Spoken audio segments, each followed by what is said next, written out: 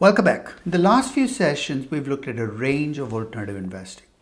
We started with real estate, the biggest alternative investment class, and then we looked at gold and fine art and trophy assets. Last session, we looked at Bitcoin. And earlier in the class, we looked at venture capital and private equity and hedge funds, which also are often put into the alternative investing class. The reason I'm bundling those is in the last 2 decades, there's been a strong sales pitch to endowment funds, mutual funds, pension funds to move more of their money into alternative investments.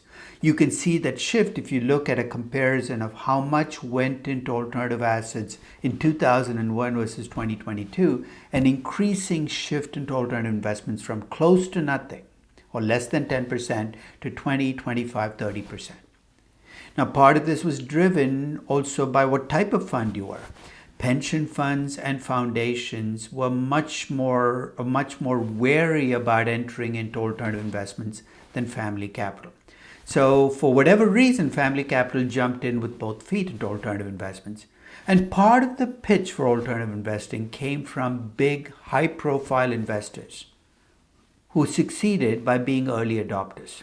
Most famous, at least among the college endowment community, was David Swensen at Yale.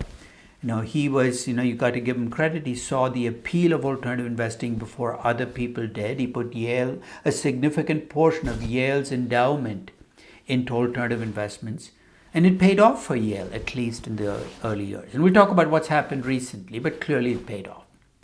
So alternative investing was sold on the idea of if you added alternative investments to your portfolio, you would get a better trade-off. So this is a fairly typical graph of the sales pitch, which looks at what happens to the Sharpe ratio, the ratio of your return to standard deviation, based upon how much money you allocate to alternative investments. So across all endowments, it's 0.74. If you have less than 10% invested to alternative assets, you get 0.54, but more than 30%, you make 1 point. The higher this number, the better. You're getting a higher payoff for any given unit of risk. So in a nutshell, that is the pitch, right? By adding alternative investments, you get a better risk-return trade-off. And in the process, people loaded up on private equity, venture capital, hedge funds, and those other investment groups we talked about. Now, this, in fact, is coming to individual investors. People are thinking about how to package this. So as we get ready for that pitch, it might be worth taking a closer look at whether in the last 20 years, institutional investors, these funds that have moved into alternative investments, have received those promises of better trade-offs of risk and return. So this is from one study that looked at what happens when you add a certain kind of hedge fund to your portfolio. Right? In theory, when you add hedge funds to your portfolio, because they're supposedly lightly correlated and have alphas, it should improve your return risk trade-off. And what this study found, that if you left your money in 60-40, in other words, you did none of this fancy stuff of allocating to alternatives, your Sharpe ratios were barely different after the investment than before. In other words, the sales pitch of better Sharpe ratios don't seem to show up in practice, at least for the subset of funds that this study looked at. In fact, in a further evidence of this, Richard Ennis, who's been very tough on alternative investing in general in terms of whether they deliver on the promise, argued that public funds have actually lost value because of the shift to alternative investments, that their annualized excess returns that are being positive has become negative, that the adding on of alternative investments has actually created a negative alpha. So what I'd like to do in the rest of the session is talk a little bit about what it is that's failed in this process that's resulted in this gap between promise and delivery. The bottom line is you look across time, the long-term beneficiaries are more skeptical than ever before. Yale, in fact, recently started reducing its alternative investing. And papers in the last 5 or 10 years especially have argued that, maybe if you properly adjust for risk, those benefits that you saw in terms of Sharpe ratios in the early years of alternative investing have pretty much disappeared. So let's look at what's under the surface, what's causing this failure. First, remember the correlation matrix that I showed you when I first introduced alternative investing? After all, it's one of the reasons we go into alternative investing is you look at those correlations, say this is good. By adding this to my portfolio, which is mostly long stocks and bonds, I'm going to get better trade-offs. It turns out that those correlations might not be might not reflect reality for two reasons. One is many alternative investments are not in traded assets, private equity, venture capital. You're saying, but how do we come up with returns? They're based upon people appraising the value of what they hold. Now, I'm not accusing anybody of fraud, but appraised values tend to lag real world values. What I mean by that, if you're in public equities and they're down 30%, there's no hedging, you're down 30%. But if you're a venture fund and you're down 30%, it turns out that it often takes 2 or 3 years for the 30% to play out. There's a lag between when bad things happen, when they show up, and that lag is going to show up as a lower correlation. The second, it turns out that those correlations that look low are low if you look across all periods, but during a market crisis, the correlations start to converge on one, especially on venture capital and private equity and hedge funds, which are, after all, the biggest segments of alternative investing. Take 2008, take 2020. I'll wager venture capital, private equity, hedge funds were reflecting what was happening in public markets in terms of transactions, even though you might not have seen that in the appraised values. So the low correlations might be understated or misleading, at least for a subset of alternative investing. The second, and this has always been true, but people often underestimate how much it matters, is when you enter the alternative investment space, you're entering a space that's less liquid. You're saying, who cares? I don't need liquidity. That's what you say right now. You know when you need liquidity? During a crisis. And during a crisis, it turns out that these investments get even more illiquid. So when you look at the transactions cost and the need for liquidity, it turns out that even those people who claim they don't care often start caring during crisis.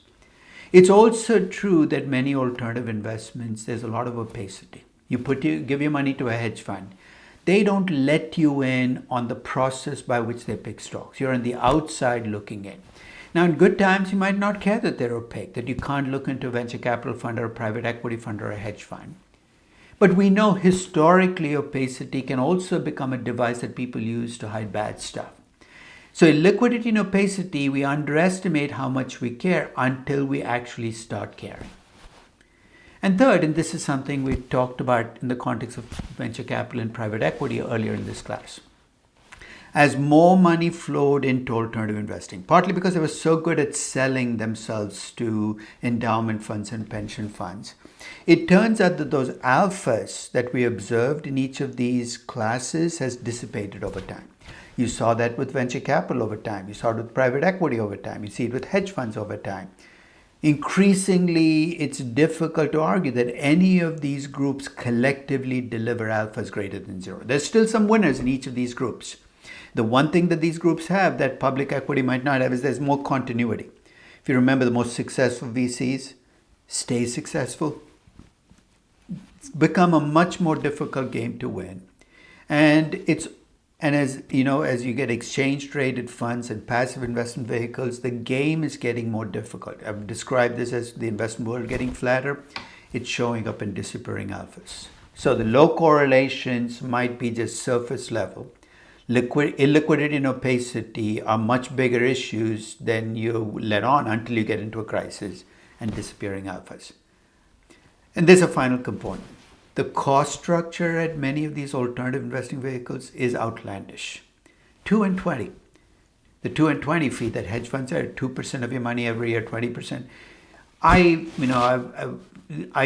can entirely go along with the notion that markets are inefficient, that they make mistakes, but I'm willing to wager significant amounts of money that no market inefficiency is big enough to cover 2 and 20 in the long term.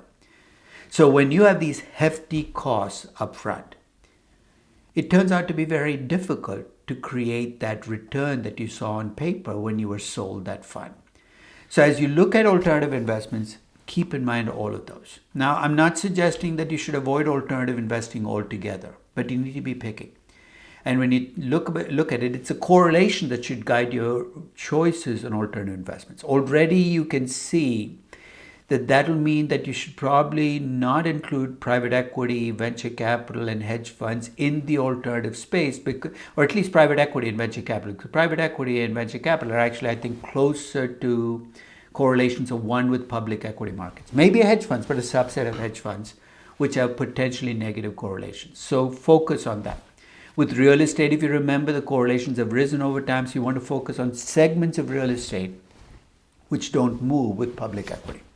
Second, you need to avoid high-cost vehicles. So somebody comes in and offers to get you into an alternative investment and says they're going to take 2% of your money every year and 20% of your upside, throw them out of your office. So there's no way you're going to cover it. And as a general rule, you want to keep it simple. If you are investing in an alternative where you don't even know what people are doing, it's so complex, probably better off not investing in that space. Be realistic about your own time horizon and liquidity needs. Don't try to tell people you have a long time horizon, you don't care about liquidity, because that might sound good, but if you truly need liquidity, then you might have to factor that into what alternative investments you make and how much money you put in them. And finally, be wary of this historical data, whether it's in alphas or correlation matrices. Not only are they backward looking, there are hefty amounts of sampling bias, and there's reason to believe that at least in this space, many of these numbers are not reliable because they're not based on actual traded prices. They're estimated numbers. Now, of course, as you do all of this, recognize that the world is changing. With the advent of ETFs, many alternative investments, which used to be illiquid, are becoming more liquid, more transparent than they used to be. So keep the door open. If you've never had alternative investments in your portfolio, at least be aware that they exist. Look at the risk-return trade-off and ask yourself, does it make sense for me? It might make sense for everybody else, but it might not make sense for you. I hope you found this session useful, and I thank you very much for listening.